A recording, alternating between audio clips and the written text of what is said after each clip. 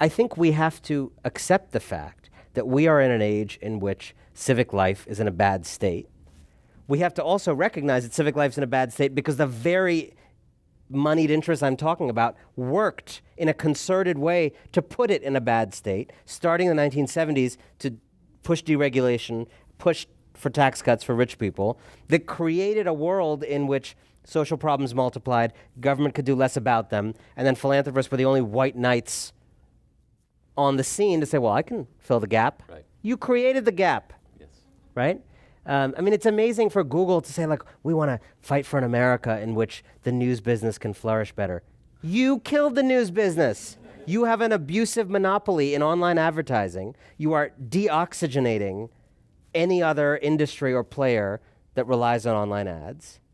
It is morally and legally indefensible. It is an absolute antitrust issue that simply fails to be one because it's a slightly new legal problem. And then you turn around and say you want to help the future of news? Just stop hurting it. Yeah. And so I think we need to change where we go to change the world.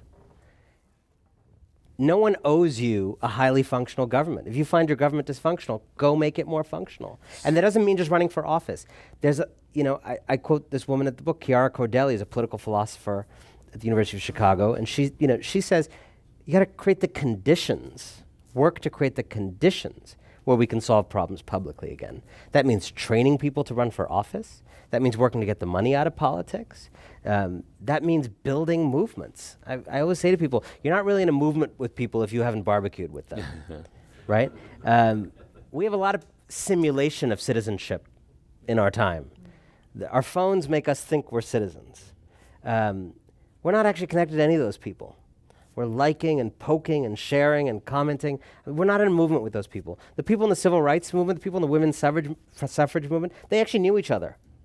They were friends for a really long time. When they took risks, they actually were able to take those risks because they knew each other and trusted each other and had bonds. We don't really have that anymore. We don't have movements. Young people participate in a conversation about things, but don't form durable movements that can scare the hell out of elected officials.